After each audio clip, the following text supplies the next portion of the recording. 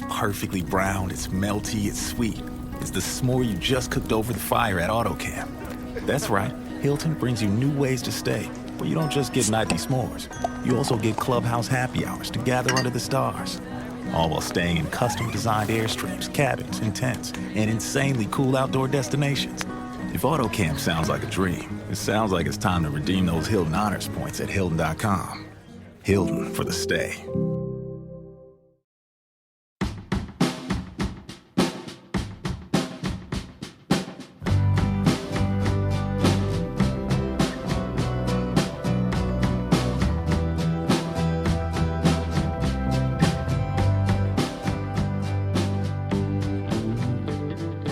It's Jenny LSQ, and welcome to episode 29 of the LSQ podcast.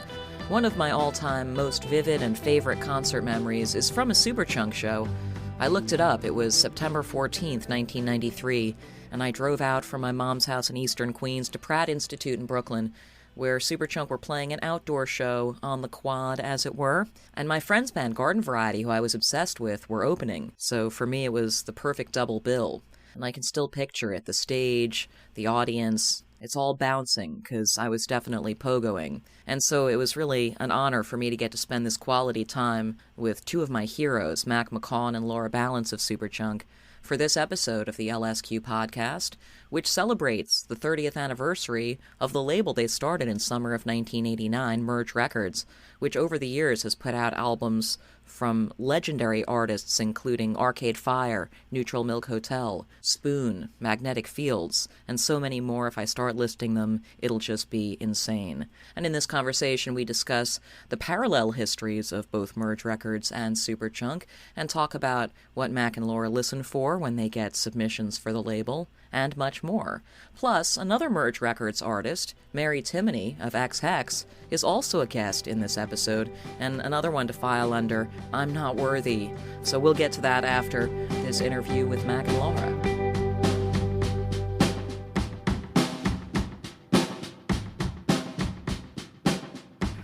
Mac and Laura from Merge Records and Superchunk and Band of My Dreams. Thank you for joining me. Trippy to have one of my favorite bands that I've been listening to for half my life, more than half my life at this point, as guests on the program, and the first episode where there's two guests at the same time, and that's an exciting new chapter. Landmark for the podcast. It's getting bigger, slowly but surely. Yeah. I just realized also we've been in this band for more than half of our lives. That's crazy. Yeah. Well, I mean, this encounter happens on close to the occasion of the official 30th anniversary celebration of Merge Records, and so I definitely want to talk about that quite a bit, and about Superchunk, and about, your lives and experiences and encounters with music before you met each other. But since we do have this big Merge anniversary to celebrate, I'm curious, looking back now, what moments from that first year, from 1989, the earliest days of realizing that you were starting kind of a business together, what do you remember most vividly about that era? I mean, I guess I remember that it didn't really seem like we were starting a business yet. And it was mostly happening in Laura's house in terms of like where we were dubbing the tapes that we were putting out, and boxes of records and stuff were stacked up there. Mm-hmm. Were you living in New York still? Well, I think you were. We started it in the summertime of 89, and then I went back to school in New York for my last year of college from 89 to 90. Where was that? At Columbia. But before I went back to school, we had recorded the first Superchunk single. Chunk was what we were called at the time. And so that fall of 89, we put out the first Chunk single. And before that, we had done a couple tapes and another 7-inch of a band that we had been in before. But the Chunk single was really the first release by an active group, because the other stuff was kind of compilations of things by bands that didn't really exist anymore. But it just felt like a necessity at that point, sort of like, we want to put out our music, and so we'll put it out? Or were there already labels from that era that you've kind of let yourself linger on the thought that maybe we are starting a label here, or like it would be cool if we could do something like, Well, I think we were definitely looking to other labels that we liked as examples, like Teen Beat and Sub Pop and Discord, and Homestead, where Gerard Kozloy was. We actually talked to Gerard about Homestead putting out like a compilation of bands that we were working with on Merge, because we were just thinking about tapes and 7-inches, and obviously Homestead could do albums. And then at a certain point, Gerard knew that he was leaving Homestead to do something new, and kind of was like, okay, let's put this on hold. And so we kept doing what we were doing, and then eventually he and Chris Lombardi started Matador. But it's weird to think that all this was happening within the space of like 9 months or something like that. It probably felt like it took a long time to happen while it was happening. In retrospect, it's just like, well, that was just, it's crazy that all happened at the same time. I also, I think about that summer and what we were listening, or what I was listening to in my house over there, living with Jamila Syed. Mm-hmm. We listened to a lot of Sub Pop stuff, a lot of Mudhoney and The Fluid and L7, and had bands staying at the house all the time. But which again was all super new then. Mm-hmm. Did it feel super new to you as, what at that point you were like 20-ish or so? Yeah, 20, 21. It felt really new, but also like we were listening to the Stooges. So it didn't, there was a link.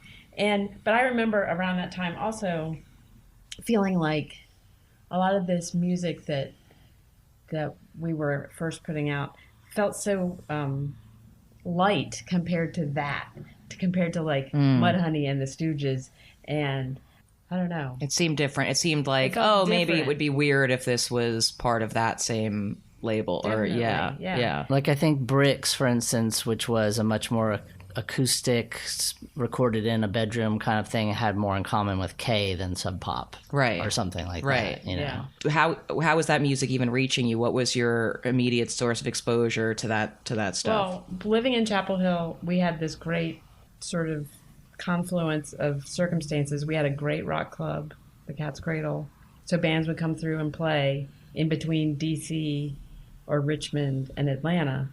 And we had a great college radio station, WXYC at UNC, and also XDU coming out of the Duke University, and great record stores.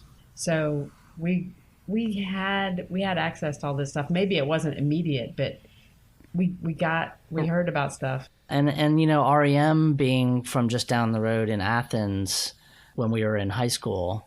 Yeah. When I was in high school. Too. Felt like, even though they felt kind of local, but they also were making news nationally, you know what I mean? Right. And that felt very much like, oh, this is our thing. Yeah. That's different than what's on the radio.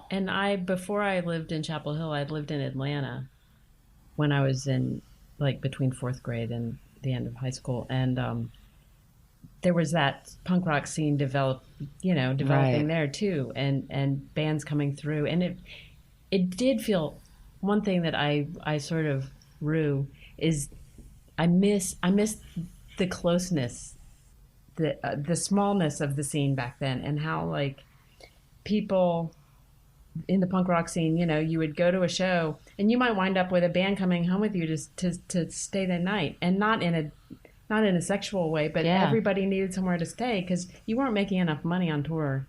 And exactly. You would feel happy to offer that if you could, Yeah, and it felt like this close, really tight-knit community because of that. 'Cause you would get to know people all over the place.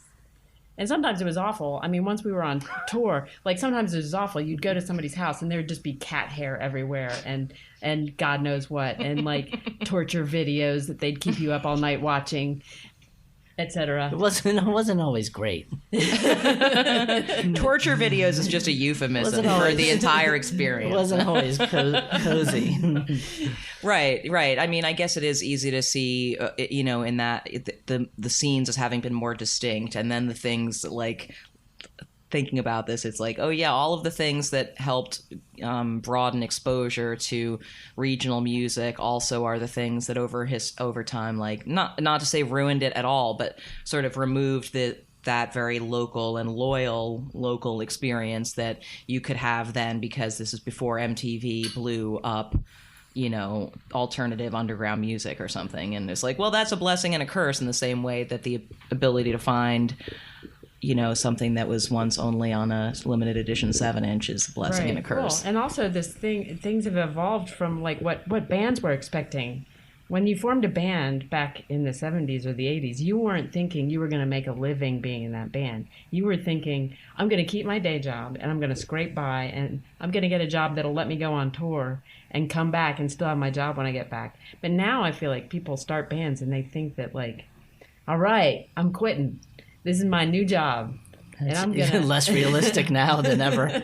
Yeah, it is. To make a living being in a band. Well, they start with no backup plan. The idea that there had to be a backup plan, you know, I think, yeah, it always seemed to exist. And when I interview younger artists on the podcast too, I find that, you know, because I ask about those things, like when did your parents want you to have a backup plan or whatever? And it's like, no, there's no, you know, I'm old enough still where it's just like, yeah, of course, if you were gonna, unless you were like getting a scholarship for the arts thing you were doing, it was pretty reasonable to assume it might be suggested you have a backup plan or something. Yeah, whereas I think that when we started the label and the band, it was much more, I mean, a hobby's the wrong word, because it wasn't like, oh, we're just going to do this. Like, we were spending a lot of time on it, but it was not, like I was saying before, like, oh, this is our new business. It wasn't ambitious. Right. It was a side project. It was like we were also in college. We were also in a band. We also had jobs. Yeah. You know, it was one of many things we were doing. When did it start to feel like exciting that it was starting to take up your time, like that it was going well? I think it was exciting right away. As soon as now I forgot his name, the really tall guy that worked at Cargo in Chicago. Bruno. As soon as Bruno said, yes, I will take 100 of those 7 inches, I was like, oh, this is happening. Yeah. This is amazing. And then he sent a check. And I was like, yes, it's working. Yeah, I mean, I think the bands still feel like this the first time you have your own record in your hand with the sleeve and everything. You know, that's a special moment.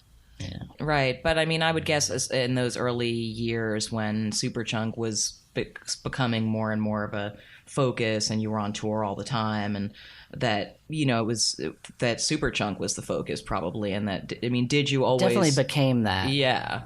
Before the label was, I mean, the Superchunk, you're right, kind of got bigger than the label or faster than the label. And that partly is because we toured with Superchunk all the time, so we couldn't spend as much time working on the label as we would have if we were home all the time. Because it was just you we didn't guys have any and like employees Spot. or anything. Well, actually, at that Eventually. point, it was us and like the other people who were just around that wanted to help. Like Randy Bullock helped. Ash Bowie, who was also in Polvo, helped.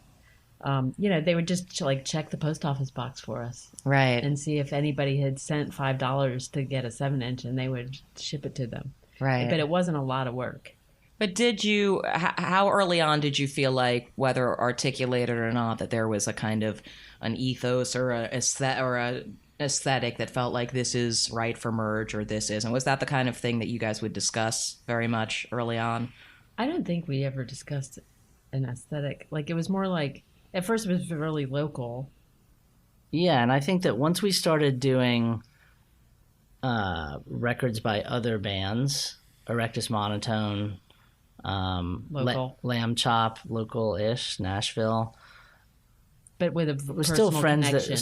our friends' bands, but once we started putting out records by other bands that neither of us was in, I think that made it feel more like real, you know. Yeah. And then again, like once we started touring and meeting people around the country, whether people in bands or people with labels, I think that also made it feel like, oh, we're connected to like a bigger group of people who are doing similar things, Right. But like Laura said, just the fact that we could sell 500 records, of a pressing was like Those are 7-inch amazing, not full size. No, records. but still, Yeah. 500 singles by a band that no one's heard of before is like That's a lot of a weird that's 500's thing. a lot. Yeah. How long did it take before it started to be like a profitable business? 10 years. Yeah. Probably. Yeah. But I'm guessing that pretty early on it felt like it was the right strategy for Superchunk to be on your own label. I mean, as opposed to, I'm guessing that major labels started banging on the door at some point. Not really till we had a couple records out on Matador, because Merge was only doing the 7 inches, so we couldn't afford to do albums. And we'd already been talking to Gerard when he was at Homestead, and then when he started Matador, we started talking to him about doing Superchunk records on Matador. In fact, we had to change our name to Superchunk from Chunk before the first album, because Gerard knew Sam Bennett and the percussion group Chunk, which was like a Knitting Factory kind of band, and he said they didn't want to change their name, and they didn't want us to use the name either. So so we did, we were doing full lengths as Superchunk on Matador, and then still doing all the singles on Merge. And I think around the time of our second album, No Pocky for Kitty, was when we started hearing from major labels and having lunches out here in Los Angeles or in New York or whatever. Did you ever seriously consider anything like that? Not serious enough to ever like look at a contract or anything like that. But I think that being on Matador helped the band's profile and allowed us to tour, and the tours were doing really well. And then Merge was kind of on a parallel track, doing our singles and other bands' singles and stuff. And I think that when we first started working with Touch and Go, which allowed Merge to do full lengths, that was like a big leap into being a real label. And the first albums that we did was the first Paul Vo record and Tossing Seas, which is our first singles compilation.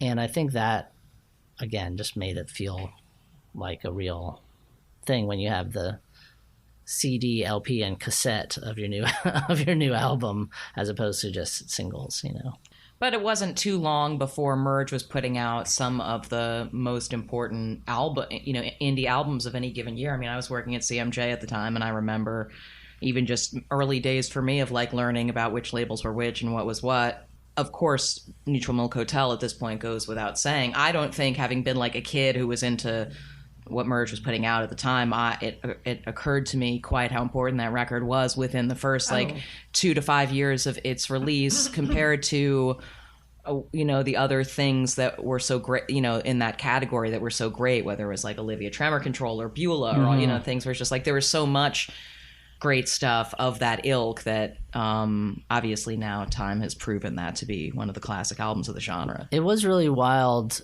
to discover whole scenes like that, like you'd hear about one band and then you'd realize, like you were saying, there's all these other bands that are, coming from Athens or Louisiana or whatever.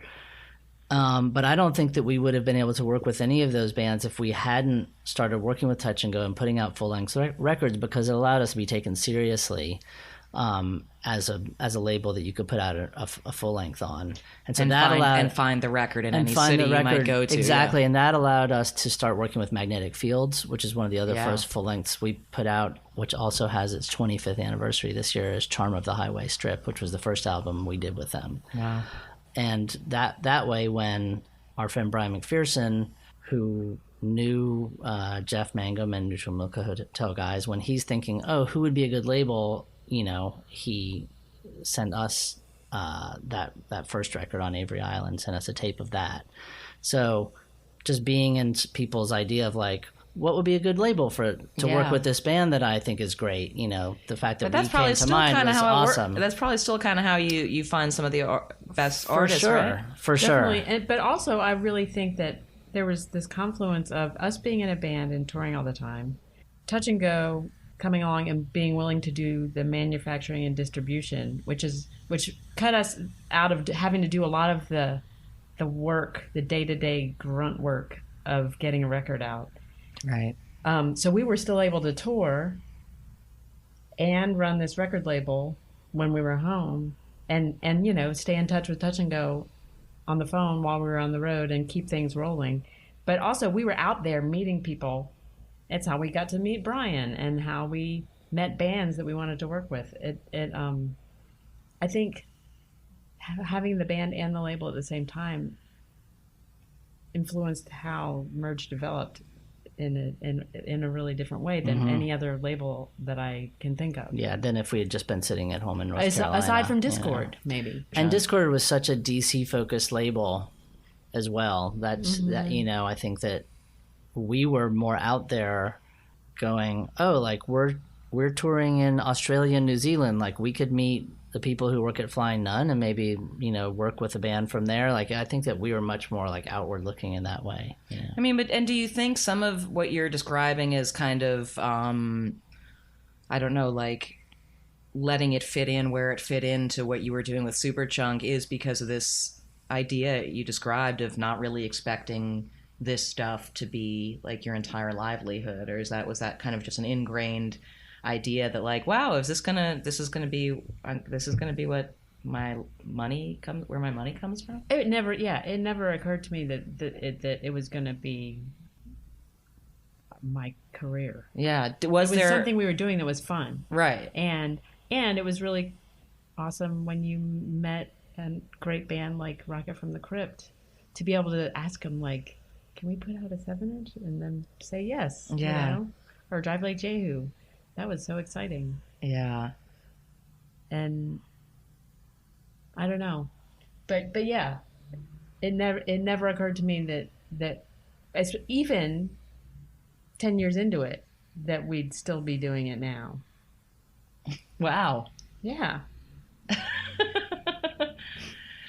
So what, I mean, all right, well, did you have a backup plan when you were No.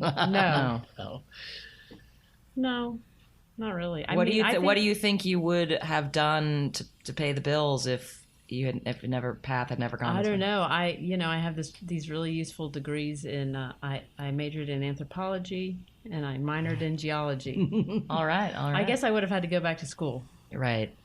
Do some literal and metaphoric digging. Yes. And where did you grow up? Atlanta mostly, and then I did a lot of growing up once I moved to North Carolina. I guess like I moved there before my senior year of high school. I feel like I grew up in college and after college more than when it's funny when people ask that question. I don't know. Where did you grow up? I grew up in Queens, New York. And when did you grow up? That's another thing. Like, what is growing up? Exactly. Well, in here, I don't know if I'm there yet. But, well, and also that talking about the way like time gets compressed, because you're saying you felt like when you moved back to North Carolina before your senior year, and it's true. Like senior year in high school, when I think about it, it seems like that lasted like 3 years in terms of like how you start thinking of things differently and like the music that you learn about and the shows that you go to and kind of like what you're able to do in terms of your independence and things like that.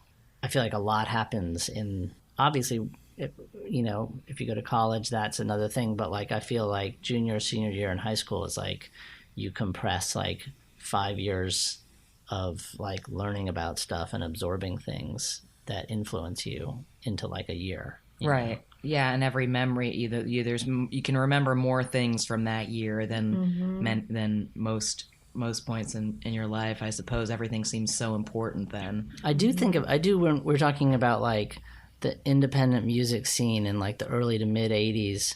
I saw The Church the other night for the first time in a long time, and they were playing at the Cat's Cradle. And when I was in high school, a lot of the English bands didn't come to North Carolina, even though we did have good clubs and stuff. So we drove to D.C. to see The Church in probably like 1984 or something like that, 85.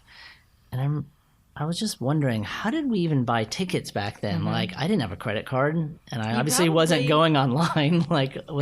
You probably were hoping you could get one when you got there. That's what I'm wondering. Did we drive all the way to Washington hoping that 9:30 Club wouldn't be sold out? Yeah. You know what I mean? I guess the only other thing would be if a local ticket seller in your town sold tickets to shows in the region, you could have gone there in person and bought them maybe. Yeah. But no, I was just remembering when I started going to shows in the city, you would call this number. It was a 212 number you would call, and it was a recording. And God bless the people who maintained it every week.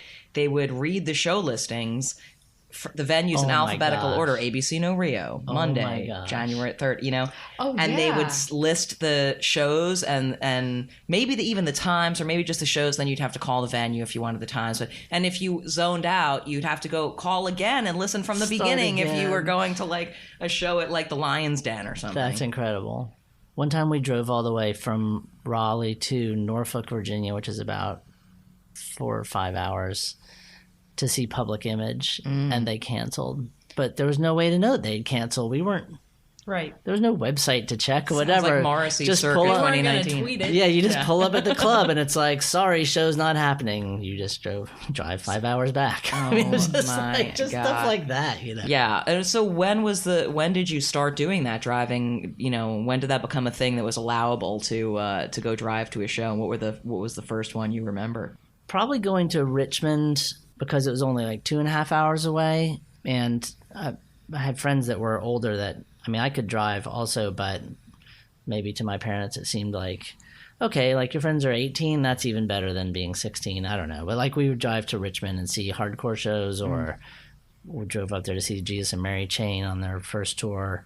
And then DC was only another 2 hours. So DC and Richmond was pretty common and seemed doable. And what were the artists you felt most attached to during those early years of kind of finding that stuff?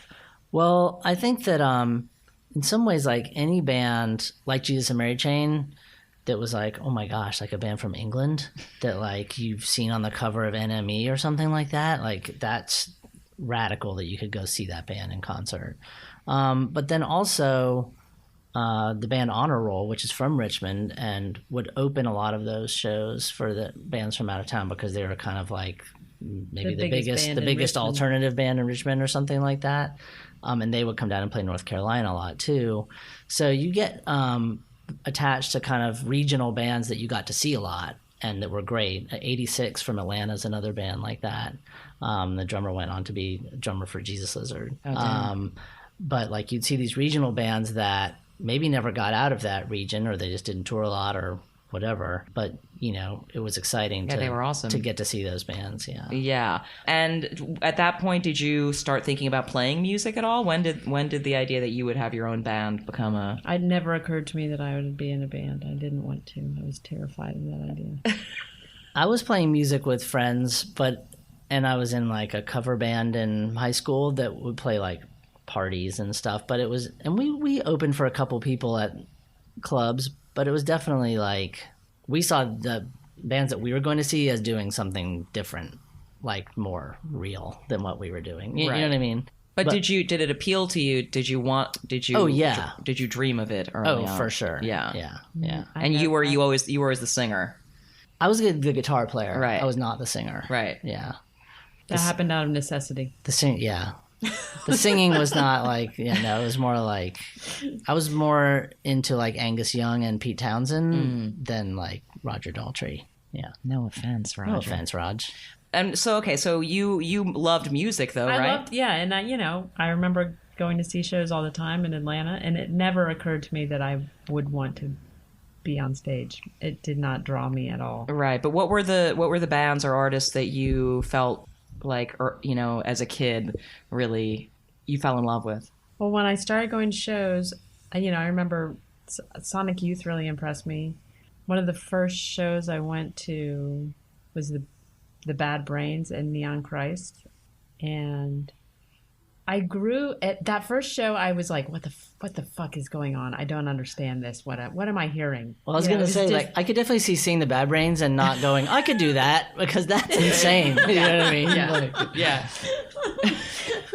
You're like, I don't have an alien spacecraft, so I don't think I can do that. Oh, my God, yeah.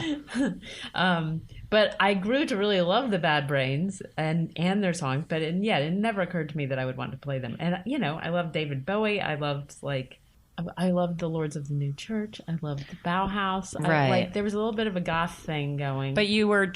It sounds like you were drawn toward something different musically, toward not stuff that wasn't like everything else. I mean, what do you think are some of the qualities that the music that really pulled you in had or still have? What's your special weakness as far as the kind of music you like? All the people you just listed are very dramatic. They are very dramatic. Adamant. Oh very my dramatic. Gosh, that was sort of like akin to watching the Batman and Robin show, on TV. The Batman, when Batman was on TV in the 70s, there was something about that I was like, ooh, that makes me feel weird. Yeah. And them in their costumes or whatever. And the first time I saw Adam Ant on TV, it was like Adam and the Ants, that is. It had to be in the late 70s. Yeah. Somebody broadcast this show that they played on this set that looked like a pirate ship. Okay. And and they were of course all in costume. And I think I was like 14 and I was fixated and really it stirred something inside of me that was not I want to do that. It was like this makes me feel weird. Yeah. What is this? I like it. Yeah. What is it? I like it a lot. And when I was a kid, I felt I had experienced some trauma, and I felt different than everybody around me. And I wonder a lot of times if a lot of people that get into punk rock have something kind of like this, where I felt like an outsider. I felt like people didn't know what was going on with me. And there was something about getting involved in this scene that felt like it was full of misfits and outcasts and people that didn't fit in. That really appealed to me, and the music was a big part of it. So when did you? So you truly were. You didn't want to play music, but socially, it just was sort of a thing that arose for you. Yes. Yeah. Because I met Mac, and Mac needed a bass player, and he actually first tried to recruit one of my roommates. I don't know how this really worked. I don't either, because I didn't own a bass. Had to get one from somewhere. Sue had a bass, a Budweiser. Oh, one of bass. your roommates had a yes. bass. Yeah, gotcha. Yeah. Sue, Sue. Yeah, Sue. She had the Budweiser bass because her dad worked for Budweiser. And really? So you were going to come over and teach her how to play it. Oh, okay. And then it turned into me learning how to play bass somehow. I don't remember this. But I don't remember bass, ever playing I don't it. think I played the Budweiser bass. Okay. And at that point, were you guys already friends? We were both working at Pepper's Pizza. And our friend Jonathan Newman, who I had been in bands with in high school, played drums. And so we started playing together. In fact, I just found a couple of pictures the other day of like us playing at a party. But again, it was like, I don't even think we learned covers. I think we just made up songs and... Like Cheryl put me on the guest list. Yeah, just like songs about our friends and stuff, you know? It was like that kind of thing. When did you start to like it? When did it start to feel good? It took a few years. Yeah. But you stuck with it. I mean, I did. Yeah. Why? I'm not sure because it was so embarrassing. Like, because I would really screw up. I would have panic attacks kind of and screw up and not be able to think. And it was really embarrassing. And I hate being embarrassed. I especially hated being embarrassed back then. Now I can deal with it better. If only you would have realized that no one could hear what was going on anyway. But yeah, it was probably 4 years or something before I got comfortable enough to think like, oh, this is fun. When did the band start to feel important to you guys? That's as you just was undeniable that you really like loved it and cared about it. I think by 92 it started to feel kind of important to me. Yeah, like I think when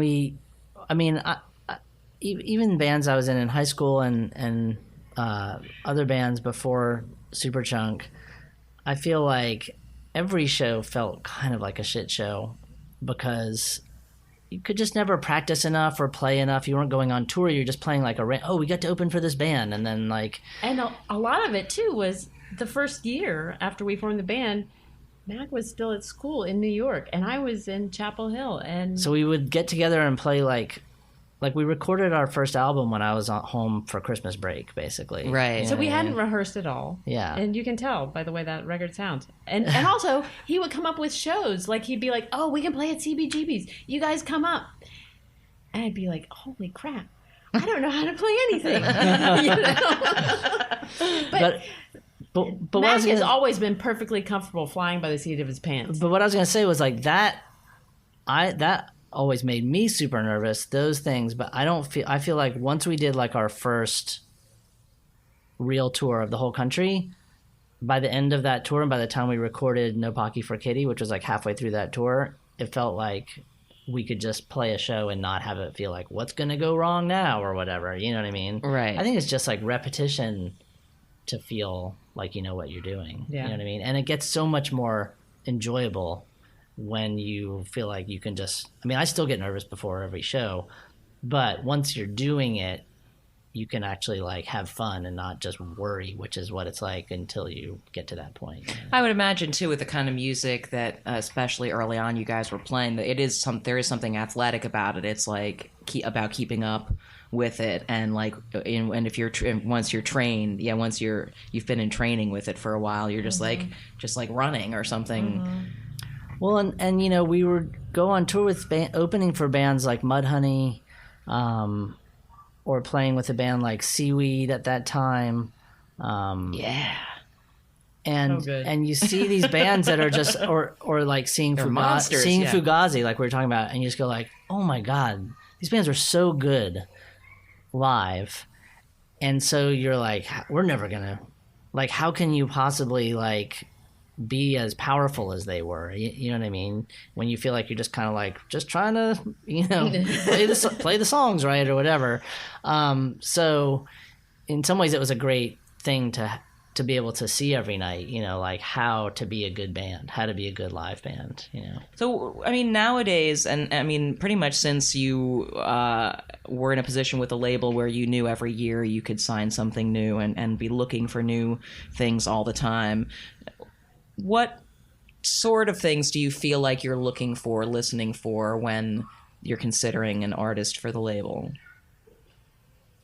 It's really hard to define what strikes you in a way, you know what I mean? Because there's so much stuff that we get sent either by friends of ours or just managers or other bands that we work with that you really like it. It's really good. It's like you can identify it as like, this is a really good band, but that doesn't quite do the same thing that this other thing does that you listen to, you know? And it's really hard to put my finger on anyway, like what it is about that connects in a different way. Right. You know?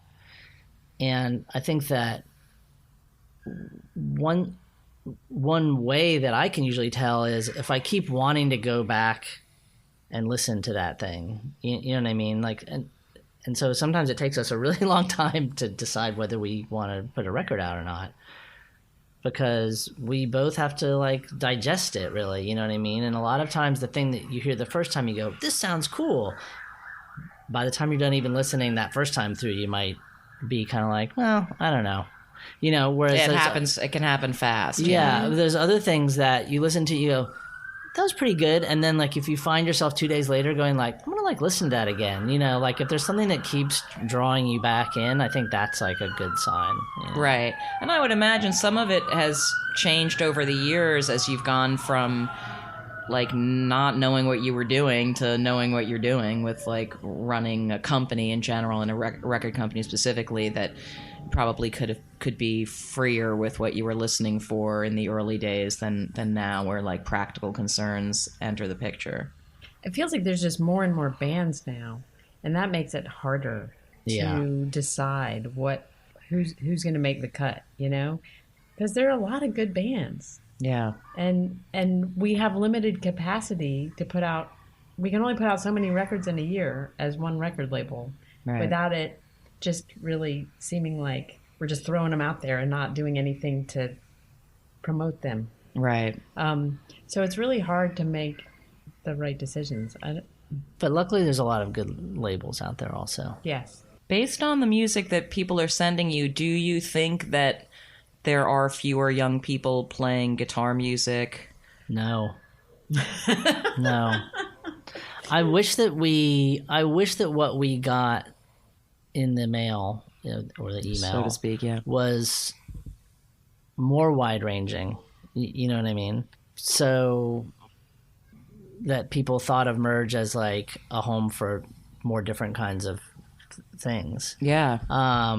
Because I think that would be way more interesting than a lot of what we do get. But having said that, we get more good stuff than we could ever put out. You know what I mean? Yeah. And there's no shortage of kids starting bands with guitars in them from your vantage point. yeah, no shortage. I find the daunted tone of voice you say that with reassuring. This summer we're putting out the Titus Andronicus album that was produced by Bob Mould, and so it's like guitar bands that we grew up loving, guitar, and two artists that we still work with. Yeah. That's awesome. There's a lot of guitars out there. We're Yeah. New Michael Cronin record coming later this year. LA. Yeah. Guitars everywhere in Los Angeles, right? Band called I mean, Gauche from DC, guitars. yeah. I mean, there's different kinds of guitars. Yeah. Lots of different kinds of guitars. Yeah, new Fruit Bats album. Oh yeah. Beautiful guitar music. Totally. So a lot of guitars still happening, and like we are always trying to expand what we do. I mean, we're putting out a new Destroyer record. I used to think of them as a guitar band, and there's still lots of guitars on those records, but Dan goes in different directions and does different things with what Destroyer is supposed to be like. We work with Sneaks from DC. Ava plays bass on some things, plays bass guitar, but sometimes it's just her and a microphone and a laptop, and it's still great. So I think that it's a wide range of what we like and what we want to work with, but there is no shortage of guitars. So the Merge 30th anniversary slate of activities really kind of kicks off over the summer, but tell me more about what the plan is for that. Well, as you know, every 5 years we have a anniversary celebration and a big festival in Durham and Chapel Hill, Carborough, North Carolina. And so I can't remember how many bands are playing this time. Is it 30? That's a lot of bands. 30 for 30. 30 something. Yeah, it might be more than 30. I've lost count. It keeps changing. Yeah. The last weekend in July at various venues: Cat's Cradle, Carolina Theater, Motor Co., Orange County Social Club. And it's always great to see all the bands in one place, which is a unique thing, you know what I mean? Like, you see them when they come through town, you see Telekinesis when he comes through and plays. You see Waxahachie when they come through, but to see them all together is really fun. And then to see the people that come from all over the world, people come from Brazil, Japan, Europe, England to come for the weekend and just... And people you've been seeing, I'm sure people who've been... since the first one. Yeah. So it's always good, and we're doing this series of releases throughout the year, as you know, for people who subscribe to the Born Under a Good Sign series, which is named after a Teenage Fan Club song. Mm-hmm. And most recently, subscribers got the acoustic version of Foolish that we recorded. So good. And so it's the 25th anniversary of that album. So that's another thing that we're celebrating. But there's a lot going on. Well, thank you guys so much for getting together with me to do this podcast thing. Yeah, Thank you for coming over here. It's great to finally get to talk with you, Laura. Yeah, good After all these years. Really fun. So I still have this tab open on my laptop with Superchunk's concert history. Shout out concertarchives.org. Thanks for the memory jog on that Pratt Institute show. But there were some other amazing bills that Superchunk was on during that same era. April 19th, 1993, Superchunk and Rocket from the Crypt at the Bottleneck in Lawrence, Kansas. Or Superchunk, Sonic Youth, and the Boredoms in October of 92 in Richmond, Virginia. Were you at either of those shows? What do you remember about it? Hit me up on Twitter. Let's geek out. You can reach me at JennyLSQ. Speaking of geeking out, I tried to keep it relatively chill when I got to meet Mary Timony, one of my musical heroes. We sat for the interview you're about to hear in the bar and grill at the Terragram Ballroom, thanks to them for hosting us, while Mary's current band, Hex, was on the road supporting their awesome new album, It's Real, which Merge released earlier in 2019. And Hex are going to be playing at that Merge 30 down in Chapel Hill later this month.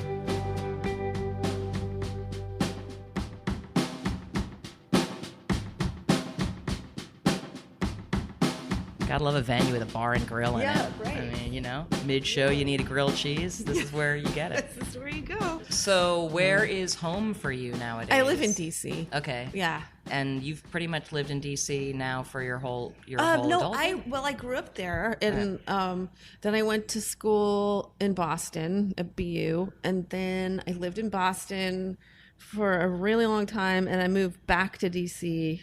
like a little over 10, maybe 15 years ago. So I was in Boston for quite a while, though. As a kid, did you sort of have a sense that you would want to be there, you know, and not end up there is a weird way of putting it, but that you would that was the place that you would, No. or did you feel like you wanted to flee at the first? I wanted to opportunity? get out. Yeah, yeah. But what do you think drew you back there? Why do you still? Yeah, my family, and I was also playing with people that lived in DC at the time that I moved back. But really now it's my family. My parents are older, so you want to stay close by. I have to. Yeah, I'm taking care of them, and so yeah. I just think it's interesting the way the things that you feel like you're escaping sort of end up becoming so much a part of what define you and your personality that it's like, you know, somewhere in between the thing you wanted to escape and the thing like you're proud to have come from. Whoa, you know, like I wonder if you have like if you feel like a sort of pride about DC and the musical culture from which I'm sure that if emerged. I didn't live there, I would. And I did feel that way when I lived in Boston. When I was early 20s, I remember feeling very I missed it because it was a really intense like music scene there in the 80s when I was growing up, and I was just like thought that's the way it was everywhere, and I moved to Boston and it didn't have the same vibe, and right. I was like, oh, and I guess part of me kind of liked that, but part of me was like really missed DC. But what do you mean honest, when you say intense? I could leave. I could leave DC. What was intense about it? About DC growing up? Yeah, what was intense about the music scene growing up? Well, that whole, DC hardcore thing was going on when I was in high school. And it was very inspiring. Right. But I think part of me didn't feel included in it. Probably I was a girl, maybe. And then when I went to Boston, I was like, there are a lot of girls playing here, which is ironic because DC is where the whole Riot Girl thing happened. Yeah. But anyway, I think Riot Girl really came out of this really masculine. It was a reaction to a really masculine 80s scene. But did you feel innately drawn to that kind of counterculture music as soon as you knew it existed as a kid? Like once you knew there's this stuff happening in my town that's fucking weird, like did you feel attracted to it? I guess so. Yeah. I just heard about these punk shows from other kids and then felt like I don't know, I was drawn to it for some reason. I don't know what it was. I guess it wasn't that I was like, I don't know. It was just like a bunch of freaky kids. I was like, I guess I belong with them. But I mean, had you become obsessed with music yet at that point? When I started going to punk shows. Well, I mean, what was the music that first really reached out and grabbed you as a kid? What were the artists that you just? Oh gosh, I would say, like all kids was interested in music. I think it's just a common, kids like music. I see that. They get it. Yeah, they do. I mean, I teach kids guitar and kids love music. It's just something, I don't know. That's what I see in my life. But anyway, I don't know. I guess I got excited about new wave stuff because that was what was happening on the radio, and Friday night videos had like the Thompson Twins and the Eurythmics. And Oh yeah, that Friday kind of night stuff. videos. Yeah, remember that? I do. Wow, Friday night videos Yeah. for the youngsters was Yeah. a program late at night on Fridays that was the only way to see music videos. You kind of, if you didn't have cable as an early adopter, Right. kind of makes you wonder, why did they make music videos even at that point when it was such a niche thing you had to stay up so late to see? And Huh, I don't know. yeah. Well, yeah. What was the, like, you're just like, oh, pre-MTV, people still made music videos sometimes. That's weird. Yeah. But I guess we would record it. And that Well- is, come to think of it, how I first saw the Thriller video. It is? It was on Recorded- Friday Night Videos, No and way. we knew it was going to show, and so we fired up the massively large VCR Right. to record And then you had the a Thriller copy video, of it, and then we watched which it was- whenever we wanted. But That was amazing to have a video on VHS tape. I remember I had a collection of get on my VHS tapes of, and now it's like you can see anything you want at any time on YouTube. I remember I had this like T-Rex and Black Sabbath TV shows on VHS, and I was just like, would rewind them and watch them over and over. But yeah, it's just weird how that information was so valuable. Like this Yeah. tape you had of Thriller was like yeah. cool thing that you had. It's interesting because yesterday I was saying I met up with Mac and Laura from right. Merge and Yeah. Superchunk to record an interview, and Laura was saying something about how, like, growing up for her, she remembers like the idea that you would play music in a band. It was still like no one thought that was going to be a big thing. It wasn't, the idea that it would be Yeah. as big as it became, say, for an artist like you, on not thinking it would happen. It was just like, no, nowadays young people start music projects and there's this sense that maybe it'll all happen and maybe I don't have to. because it can very 'cause it can. easily. And that wasn't Yeah. a thing back then. Like Yeah. the idea that you would play music, and I know that you learned multiple instruments like pretty young, but like the idea that you would play music, did it seem like something that was could be your work as a kid? Absolutely not. I just remembered one thing. I remember reading in the back of some music magazine that I bought that somebody in like Hollywood was buying songs. So I record. This is like in like Wow. 1983 or something when I just started playing guitar. So I sent like these 2 songs on this cassette tape in an envelope to like someone in California. And then like a month later, the cassette tape got returned, like smashed in the mail to me. So I was like, well, I tried to make it, but I think I'll never have a music career. So that was like my one. Yeah. But that was an example. I guess that's an example of how out of touch it felt to like, for me, a kid growing up in DC, especially DC, because DC is like not a music town. It's very square. Right. Where I lived in DC is very square. But yeah, that's what the '90s were all about. It was just like, I grew up, in high school going to these punk shows, and like nobody at those, in that scene wanted to. It was all about just having your own scene and putting out your own records and playing for people who you might be friends with, and that's how I was introduced to the music world. And did you take guitar lessons when you wanted to learn to play guitar? Were you self? Yeah. I grew up, I took viola when I was little. I sucked at it really bad because I never practiced. And then I got into guitar because my brother had gotten into guitar. He was really into Kiss and like the Grateful Dead and stuff. And then he was writing songs, and he would let me sing his songs with him, which was fun, and they were great. So, he's so talented. My brother's like super talented dude.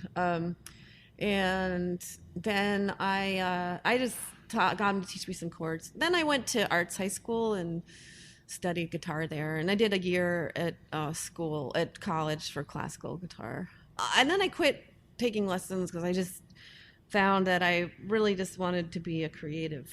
I just liked rock music. I wanted to be creative. I was like I just got burnt out on studying. Right. After. It must have Yeah. felt like they were, divergent things at that point, like the Yeah. academic version of it Yeah, I versus the couldn't like figure- real life having a band Yeah. version. I was just like, these, people that I hang out with don't take music lessons. So Right. why should I? Right. But at the same time, I could not figure out how it connected. I was like, I'm interested in, learning how to play classical guitar, but that seemed like so remotely different than like going to see Fugazi or like. But King did the Hill or actual something. act physically of holding an instrument, did it feel like immediately like Oh yeah. electric to you? And it wasn't like me trying to be in a punk band that felt electric. It was like me learning some classical song or writing some like, weird hippie folk song on my acoustic guitar. That's all I really love to do. And then it took me until I was like 20 to figure out I could be creative and be in a band. And I don't know, it just was like weird. I couldn't figure it out. So, because it's interesting that you give guitar lessons now. I mean, do you think that your Yeah. approach as a teacher, like how do you sort of with your students try and avoid them feeling what you felt? By trying to see what they like and, well, I don't know. I really try to teach them music that they're excited about, but then I also start introducing things that are good. Right. Not that that's not good, but sometimes they're into cool stuff, but the good for them to learn for Right. their technique. Helping and make stuff. the connections between the things that they like and things Yeah. that would be important to be able to play. Is Yeah, right. yeah. How many students will at any given time when you're home and available to do it, do you teach? This last year I only had about 6, but I've been up to like 25 at one point when I wasn't touring. It was a full-time job for a little while, but yeah, now it's awesome because I just have enough so that it's really a nice activity for me. I really like them a lot, and I get a lot out of. Am I remembering correctly now? Yeah. Suddenly that Lindsay's from Oh Snail yeah, Mail was yeah, a yeah, student here? yeah. We did lessons for about a year. She Right. was already.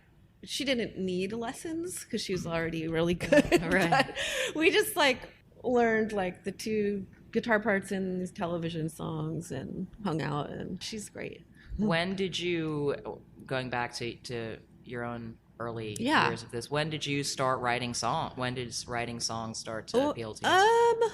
Pretty well. That's why I decided I like guitar, because I saw my brother wrote songs on guitar, and that suddenly sparked like something in my brain where I was like, "Oh, this is fun." So, yeah, I guess that's why I got him to show me some chords, because then I started trying to copy him and also write songs. Yeah.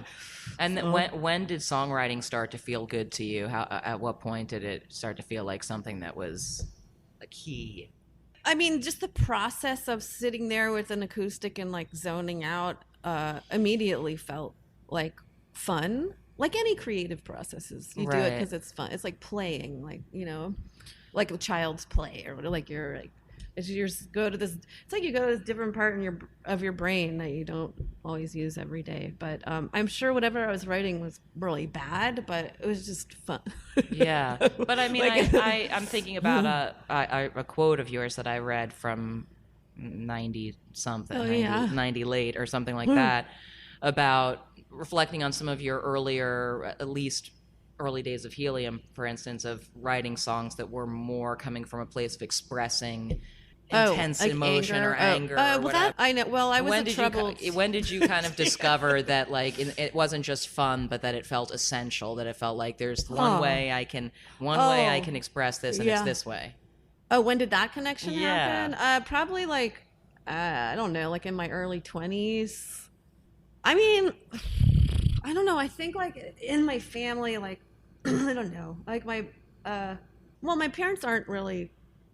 My parents were both actors actually early on, but then they became, my dad became a judge and my mom was a teacher, but there's something in my family and our brains where we're just like, I don't know. My brother is an interesting dude. He kind of lives in the world of only being creative now. He's got some.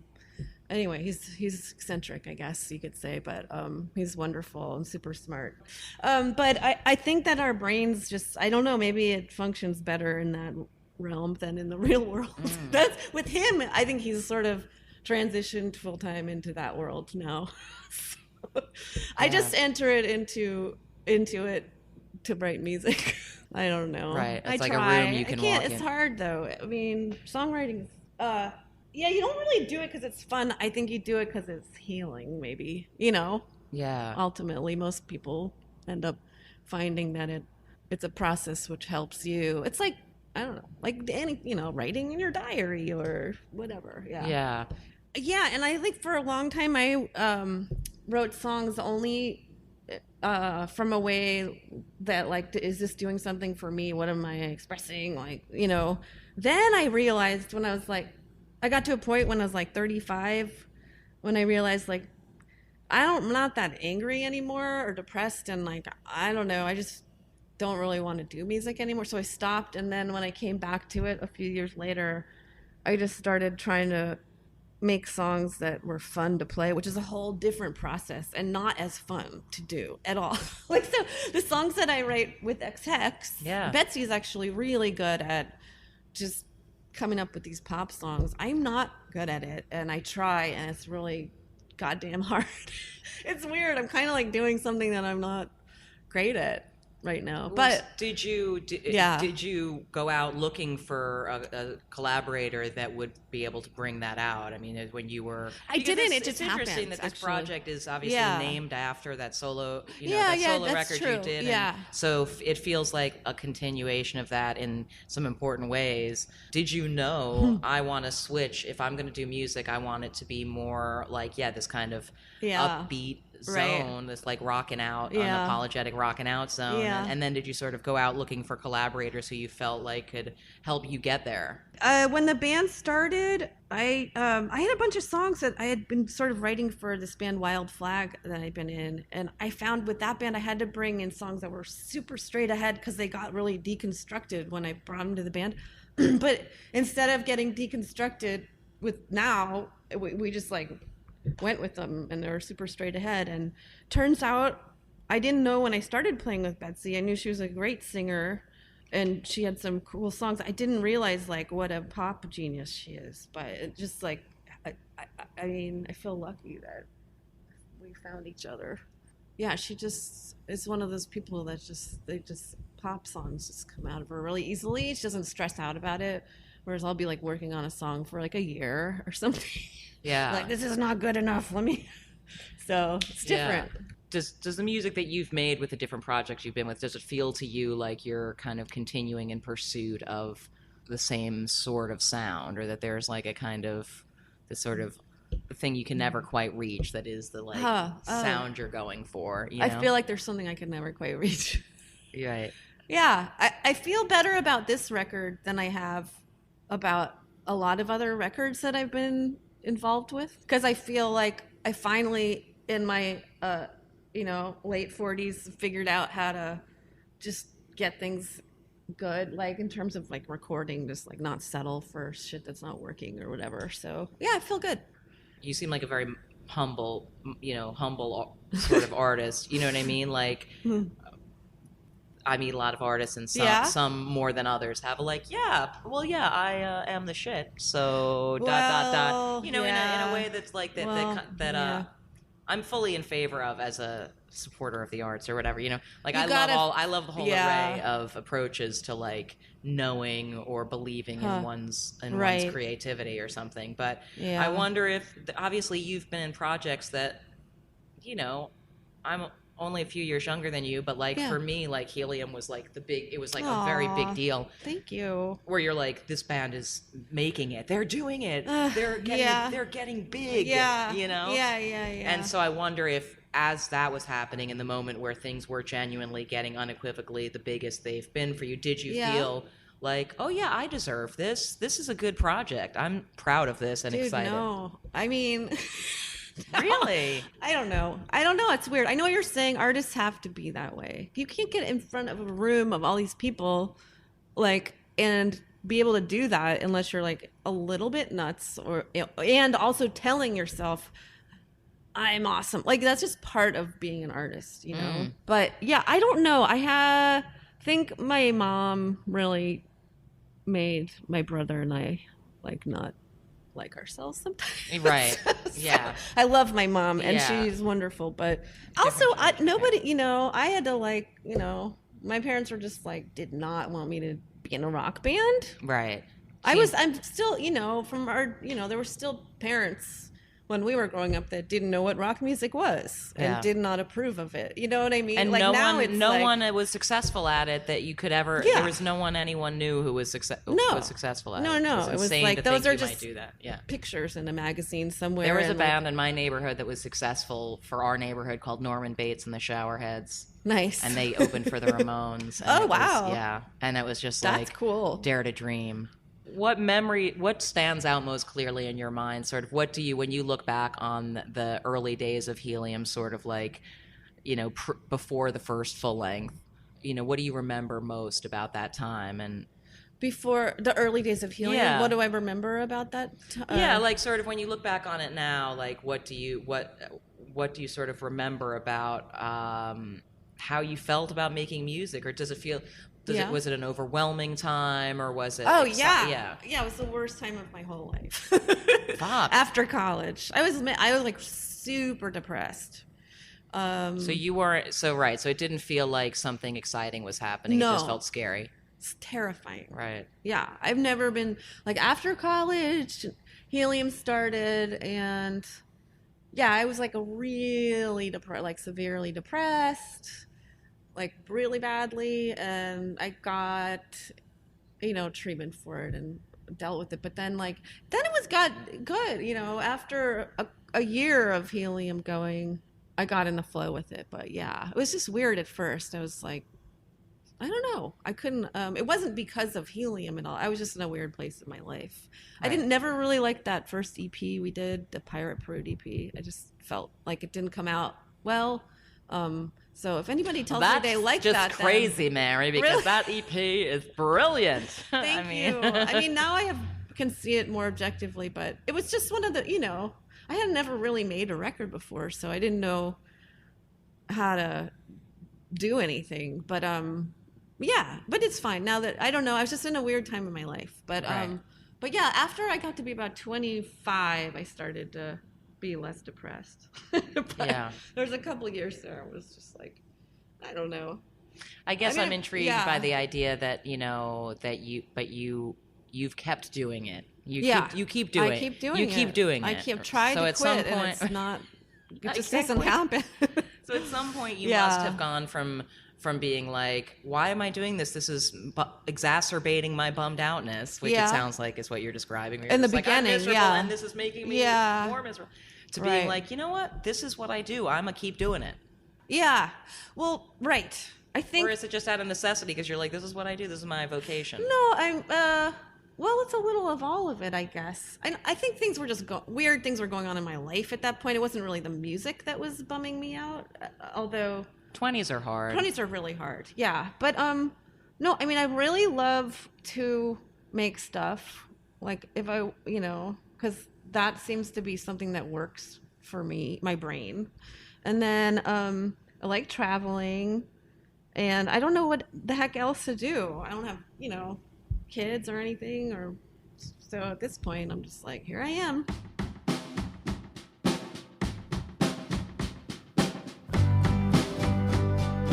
All right, well, that brings us to the end of our Merge Records 30th anniversary celebration in episode 29 of the LSQ podcast. I probably should have synced it up and had it been episode number 30. Shruggy emoticon.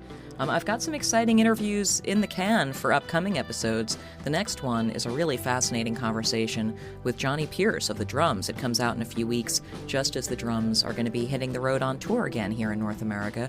And also, a little farther into this year, you'll get to hear episodes with Hamilton Lighthouser, with Paul Banks of Interpol, with Stephen Malkmus, and Laura Jane Grace. All of those on the horizon. Subscribe if you haven't done so already.